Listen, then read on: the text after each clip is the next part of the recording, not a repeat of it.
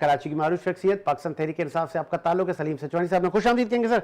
सलीम सिचवानी साहब आपने टाइम दिया और मैं सर आगाज करूंगा कि FIA एक और मुकदमा बानी PTI पर बनाने के लिए पर तोड़ रही है। उनके ट्विटर अकाउंट से, उनके पर्सनल ID से शेख मुजीब की वीडियो अपलोड हुई है। उस वीडियो में क्या आ रहा है सर? वो शेख मुजीब ने इस मुल्क को 2 लाख कर दिया सर। उस वीडियो में क्या आ रहा है सर? यही कुछ आ रहा है। हमीदुर्रहमान कमीशन की रिपोर्ट तो कुछ और कह रही है और आप कह रहे हो शेख मुजीब ने तो क्या एक फॉर्मर वजीर आज़म को हमीदुर्रहमान कमीशन की रिपोर्ट आप लाए ना, उसको पढ़े, उसमें किसके ऊपर इल्जाम, उसने जनरल यहिया के ऊपर उन्होंने इल्जाम डाला है और आप कह रहे हैं कि शेख मुजीब ने तो ऑपोजिशन आप ये आप पार्लियामेंट में करें दे देते पाकिस्तान की, किसने आपके हाथ बांधे हुए थे? जिसको हक बनता था पाकिस्तान में हुक्मरान बनने का, उसको आप हक दे देते, बात खत्म हो जाती। मतलब आप लोग सारे PTI वाले उसी पॉलिसी पर हम काम लोग कर रहे हैं? नहीं, हम लोगों की बात नहीं कर रहे हैं। अच्छा। आप बीइंग पाकिस्तानी बात, इसमें बीइंग PTI बीइंग एंकर बात नहीं कर रहा, बीइंग पाकिस्तानी बात। क्या शेख मुजीब का हक नहीं बनता था कि वो इलेक्शन जीता हुआ था उसको हुकूमत दी जाए? बनता था या नहीं बनता था? बीइंग पाकिस्तानी आप जवाब देना सर। सब बनता था या नहीं बनता था? आप जवाब देना सर। जो हुकूमत जीता, जो सीटें जीता, उसका हक बनता था, उसको दे दे। वो नहीं दी गई, इंतजार क्यों फैलाया गया? क्यों नहीं? उसका हक कैसे बनता था? वो इलेक्शन जीता हुआ था।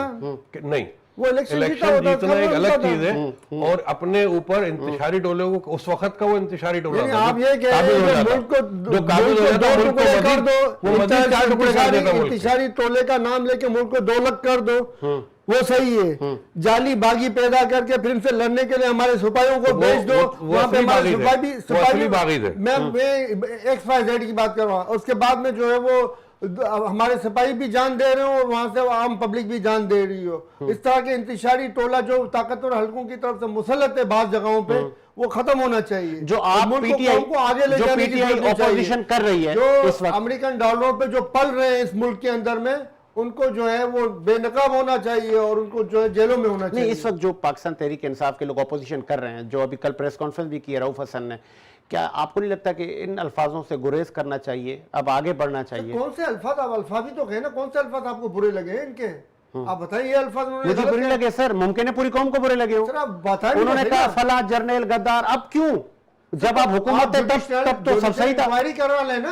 हाँ, क्यों नहीं करवा रहे? आप जुडिशियल इंक्वायरी करा रहे न्यूट्रल जजेस से कि वो गलत कह रहे हैं या सही कह रहे हैं। जुडिशियल इंक्वायरी वो न्यूट्रल जजेस आपकी पसंद क्यों? सर सबकी पसंद क्यों? अगर नहीं तो इंटरनेशनल जजेस ले आए सर। जिस मुल्क में नंबर 1 पे, जो दुनिया के अंदर जो कोर्ट्स नंबर 1 पे है ना, उन मोबाइल के जजेस लाके उनसे फैसला करवा ले कि कौन गद्दार है और कौन मुझे बताने आ जाएगा। बेनजीर के दौर में स्कॉटलैंड यार्ड को नहीं मान रहे थे लोग। स्कॉटलैंड यार्ड मुझे नहीं पता वो नंबर 1 पे नहीं है, मैं तो नंबर 1 की बात कर रहा हूँ। इस दुनिया में नंबर 1 पे कौन है?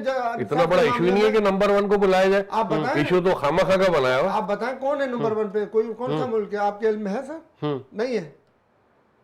तो जो नहीं है तो कोई बात अपनी सोचे 129 पे खड़े, अभी बताया 129 पे आप खड़े हो। 129 नंबर पे हमारा जुडिशरी सिस्टम है और अब कुछ जज स्टैंड बाय ले रहे हैं तो उनको बदनाम करने के लिए साजिशें हो रही है। अच्छा, मतलब जो आपके फेवर में फैसला है। यस सर, जो जजेस करते रहे अच्छा, तो वो अच्छे हैं। और जब वो जजेस के नहीं है, गलत है, मुल्क को कौम के मफाद में नहीं है, ये आप गलत कर रहे हो, ये जो आप सियासी दबाव डाल रहे हो ये गलत है, ये नहीं होना चाहिए, वो जज बुरे हो जाते हैं। नहीं तो अपोजिशन में आप बैठे हुए हैं, पार्लियामेंट में आपके लोग बैठे हैं, आप वहाँ पे तनकीद करें, वहाँ पे आप हुकूमत की सर्विसेज पर तनकीद करें, लेकिन आप हो रही है ना सर, वो भी हो रही है। नहीं, आप एस्टेब्लिशमेंट के पीछे पड़ गए सर हाथ धो के।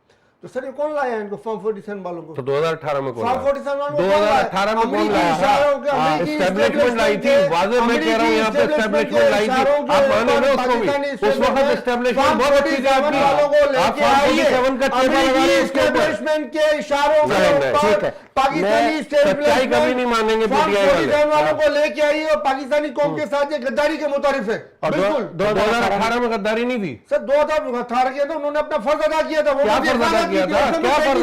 तो फिर बाद में बाजुआ बुरा हो गया। आप गद्दारी दे रहे हो, आप लोग लंदन में नहीं बैठने दे रहे हो, वहां बैठ के वीडियो बना रहे हो उसकी। वो 35 क्या चक्कर हो गई, उसकी इंक्वायरी क्यों नहीं करवाई? चलें आ जाओ मैदान में। फिर जब जुडिशियल इंक्वायरी की बात आती तो पीछे पतली गली से भाग जाते हो आप लोग और बातें करते हो इंसाफ की।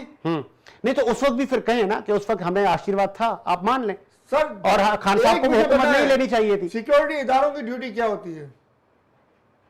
मुल्क की हिफाजत करना, मुल्क की हिफाजत करना, मुल्क की हिफाजत करना, मुल्क के कौम के वोटों को रोड़ना नहीं होती है सर।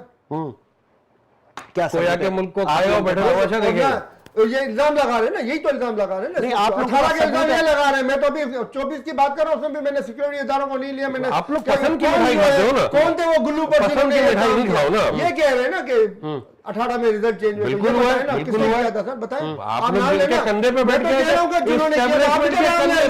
एस्टेब्लिशमेंट के कंधे पे कमर बाजुओं से यारी थी आप लोगों की यार, आपके बानी की यारी थी, बड़ी गहरी यारी थी, वो यारी खत्म हो गई, धोखा नहीं दिया। जावेद बाजवा ना जिनको आप आपने उसकी गैरत जाग गई, उसने कहा मुल्क क्यों ले लूं, मुल्क की कुर्बानी क्यों नहीं है? ठीक है, आगे बढ़ाते हैं। आज आप उनकी तारीफ क्यों कर रहे हैं? आगे बढ़ाते हैं। बातें करके दिखाना कमर जावेद बाजवा के खिलाफ। आगे बढ़ाते हैं। आप कर रहा हूं, उन्होंने बहुत बड़ी चले, गलती उनकी चले, है ठीक कि है। उन्होंने इंतशारी टोला मुसल्लत कर दिया था 2018 के अंदर, क्यों किया उन्होंने? चले चले आगे बढ़ जाते हैं ना सर, अटॉर्नी जनरल मैं आगे बढ़ जाता हूँ। इंतशारी टोला तो ये खुद बने हुए हैं सर। शहबाज शरीफ साहब ने कल इंतशारी टोला तो खुद बैठे हैं तजियाकार बन के हाँ। और फैला रहे इंतशार।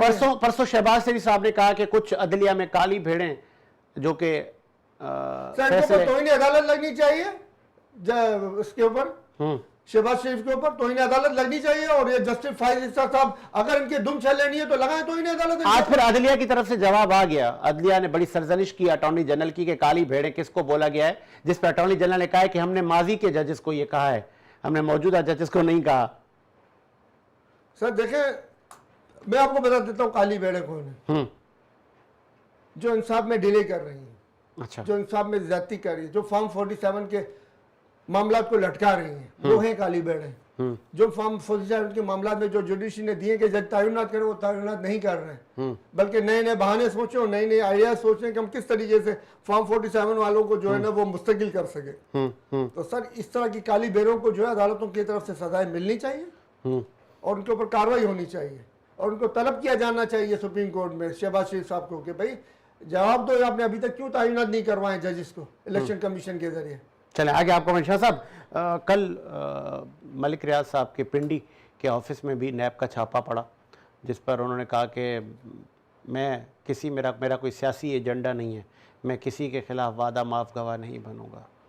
अच्छा देखें, बड़ी अच्छी आपने बात की। वो क्या कह रहे हैं कि मेरा कोई सियासी एजेंडा नहीं। हाँ। आप कायम रहिएगा अपने जुमलों पर, ये बात की है उन्होंने। बिल्कुल की है उन्होंने।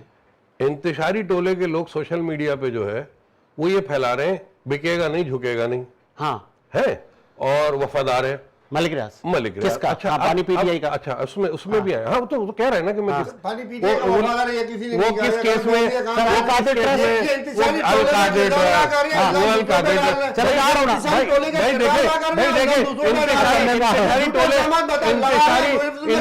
टोले इंतशार नहीं फैलाए, इंतशार नहीं फैलाए, आप झगड़े की तरफ नहीं है, इंतशार नहीं फैलाए, मुझे माफ कर लीजिए, इंतशार नहीं फैलाइए, इंतशारी टोला आप नहीं है, मैं आपको नहीं कह रहा, जो है वो है।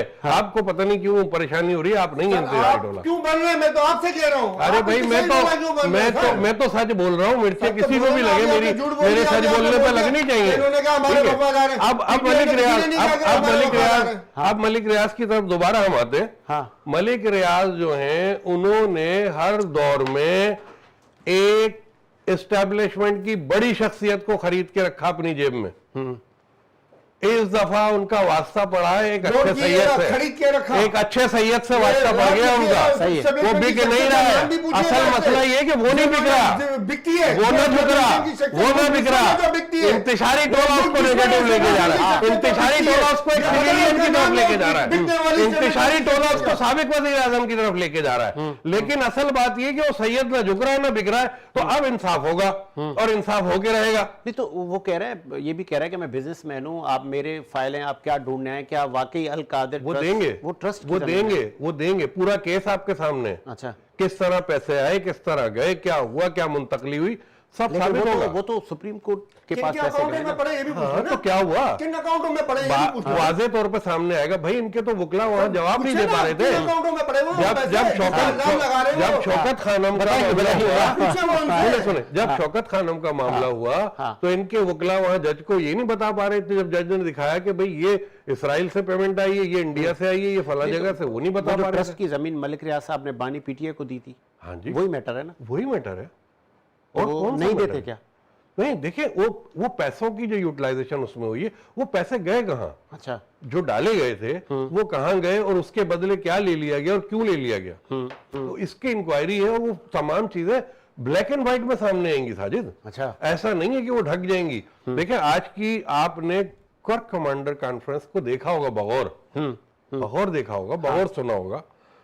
मैं ये नहीं कह रहा कि हम सब मिल के जो है वो किसी एक चीज को सही साबित करें। यहां तो ये हो रहा है, अदलिया सियासत में कूद जाए कोई मसला नहीं है, मीडिया सियासत में कूद जाए कोई मसला नहीं है, आवाम न कूदे सियासत में, बाकी इदारे आपस में लड़ते रहें। यहाँ ये चल रहा है, ये हम देख रहे हैं। वो कौन सी तीसरी कुव्वत, वो कौन से थर्ड पार्टी का लोग किरदार अदा करेंगे जो ये जो हर्जा सराई और जो एक दूसरे पे बयानबाजी चल रही है, गर्मा गर्मी है इदारों के दरमियान, हुकूमत के दरमियान, ये इसका टेम्परेचर लो कौन करेगा? देखिए मैं नहीं समझता साजिद के अफवाज पाकिस्तान सिर्फ मुल्क की हिफाजत के लिए बनी है, और जो उनके ऊपर हरदासराई की जा रही है और जो इदारों के हर चीज को ब्लेड मार दिया तो उधर मोड़ दिया, खुसरा आ गया तो उधर मोड़ दिया, पेशावर थाने में खुसरे घुस गए तो मानी का आज कुटा है पर्सकल, ठीक है, उसको बेचारे को धो दिया पकड़ के, ठीक है। अच्छा अब मामला ये है कि चले मामला हम देख रहे हैं, अपनी नजर से देख रहे हैं, लेकिन अगर ये चीजें के वकील थे, मैं आपसे यही अर्ज कर रहा हूं कि वहां पे अगर एक पार्टी इस तरफ लगी हुई है और वो इस तरफ लगने पे अपना फर्ज समझती है कि हमने जी मुल्क की इदारों को बदनाम करना है, उन पे जोर लगाना है, हम ब्लैकमेल करके आ जाएंगे, तो पाकिस्तान को ब्लैकमेल तो कई पावरफुल कंट्रीज नहीं कर सके, हमारी फौज पाकिस्तान उनको मुंह तोड़ जवाब देके बैठी है। तो ये टोला भी इंतशारी टोला काबू में आ जाएगा, वाज़ेह तौर पर काबू में आएगा। मुल्क को नुकसान पाक फौज नहीं होने देगी, मुल्क के दिफा के लिए बनी है, चाहे वो अंदरूनी खलफचार हो चाहे वो बैरूनी चैलेंजेस हो, पाक फौज ने फेस करना है। लास्ट खावर मानिका की चंबा प्लेट हुई है अदालत में, सही हुई? देखें उनको क्या जरूरत थी बानी को हरामदा कहने की? पार्लिमानी गुफ्तगू या कोर्ट लैंग्वेज में कोई बात कर लेते। जब आप भरे मजमे में हरामदा कहेंगे तो जाहिर वकला को भी जोश आएगा। जज के सामने सर ये पूरी वजाहत करें, क्या वो हरामदा तो साबित करोगे? और जज ने कोई एक्शन नहीं लिया है उस खावर मानिका के ऊपर, जज ने कोई एक्शन ही नहीं लिया है। तो फिर अहाता अदालत से बानी पीटीआई की गिरफ्तारी पर आप लोग बड़ा दुख करते थे कि ये कानून टूटा, तो ये भी कानून टूटा कि वकीलों ने भी वही सूद दिया? सर देखें ना, कानून तो सबसे पहले इब्तिदा जज साहब ने की तोड़ने की।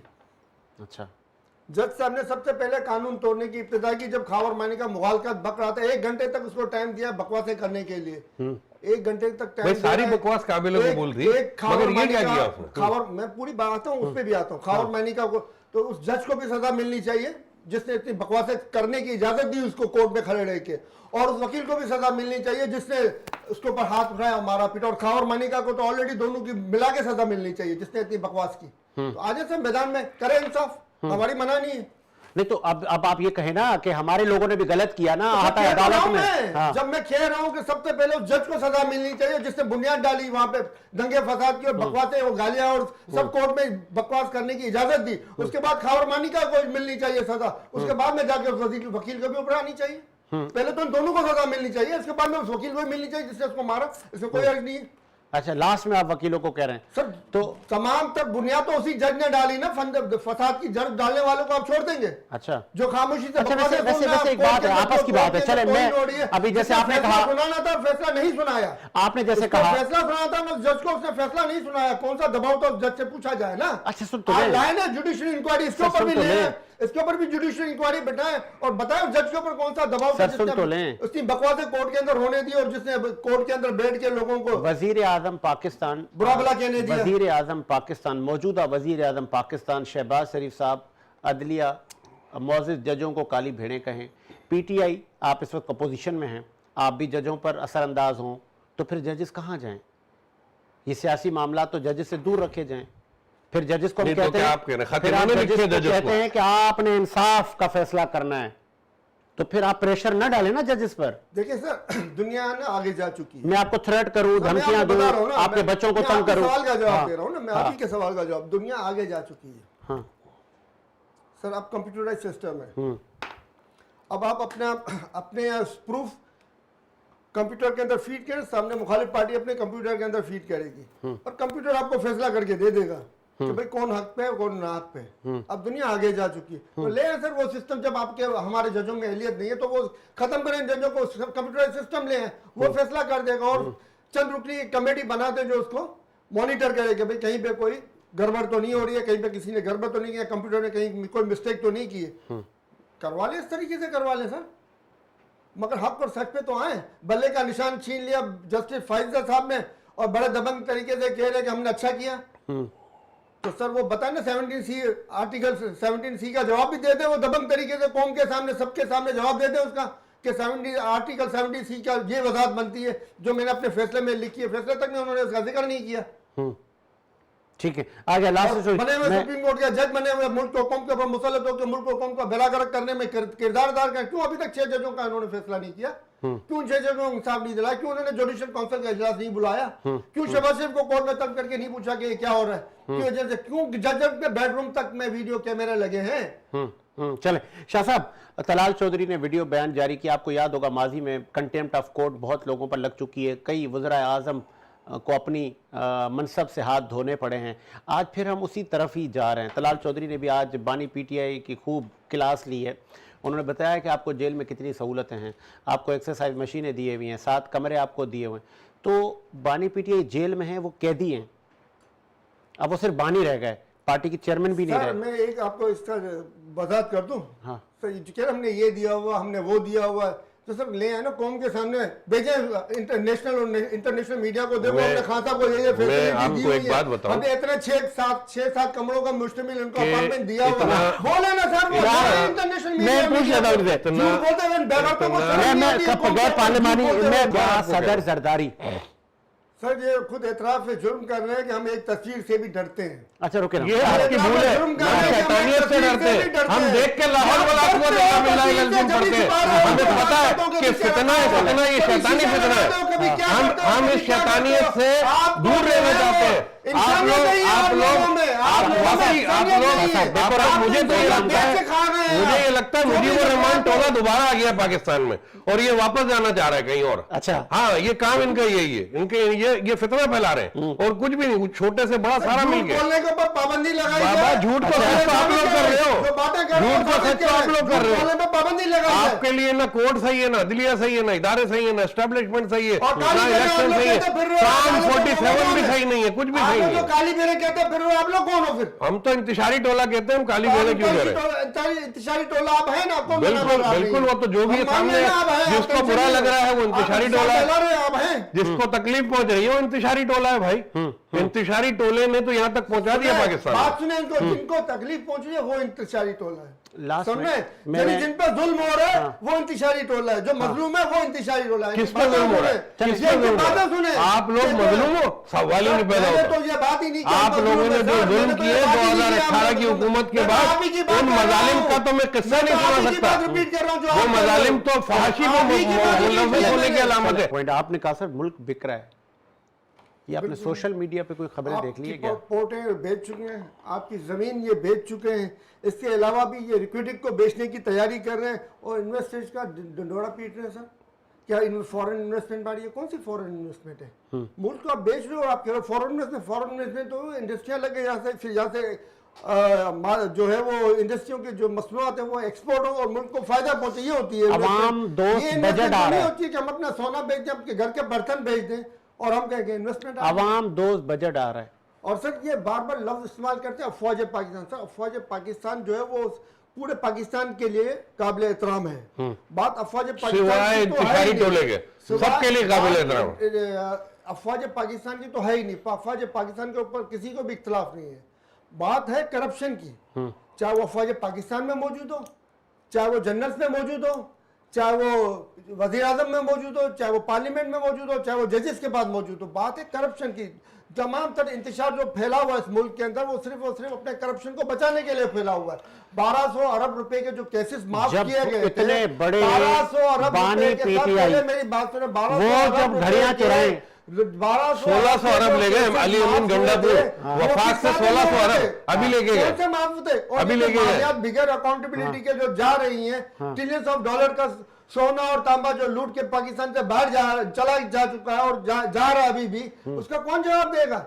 ये सिर्फ और सिर्फ ये इंतशार फैलाकर लोगों को उलझाकर इसलिए रखा जा रहा है ताकि वो पीछे से जो हमारी मादियात गायब हो रही है उसके ऊपर लोगों की तवज्जो। कभी आपको ऐसा फील नहीं होता कि आप, क्योंकि आपके वो सियासी रहनुमा है बानी पीटीआई, कि यार बानी साहब आपको क्या जरूरत थी घड़ियों की और कफलिंग की, तोशा खाना लानत भेजते आप, सब आपका पहली काम ही बात नहीं यह है था। कि उन्होंने पूरा पेमेंट जो BMW जो जिन्होंने ली थी उनके नहीं, मैं ऊपर उसमें तो नहीं आप जा कुछ रहा, नहीं- मैं आप कानून बात है ना पूरा सुन लेना, हाँ। आप हम पे क्यों नहीं जाएंगे सर। हाँ। उनके ऊपर तो कोई केसेस नहीं बने जो बिगैर बने थे, खत्म हो गए। आपकी हुकूमत थी, आपने ही बनाए थे, भूल गए आप। 10% दिया था कुछ। आप लोगों ने मेरी उनको बात चोर सुनिए ना, कहा। पहले आप पूरी बात नहीं सुनेंगे तो बात नहीं हो अच्छा, सकती चले, ना। चले। 10% दिया और उन्होंने बात पे दिया ही नहीं। बात पे इन्होंने जो जमा कराना होता है बयान जो मिनिमम अमाउंट जमा कराना होता है वो भी जमा नहीं करवाए और तोहफे लेके चले गए, उनके ऊपर कोई केस नहीं हुआ। और इन्होंने 10% की जगह 20% जमा करवाए, डबल इनके जमा करवाया और वहां से तवाइफ तोहफा लिया एक घड़ी का और उसके ऊपर ये शोर मचाने तोहफा लिया उन्होंने लिया और कानून के हिसाब से लिया, कानून को तोड़ के नहीं लिया है, कानून के हिसाब से लिया जिसपे कोई भी जुर्म नहीं बनता, जिसपे कोई भी दफा नहीं लगती, उसका जबरदस्ती केस बना के जो है ना वो तमाशा कर रहे हैं।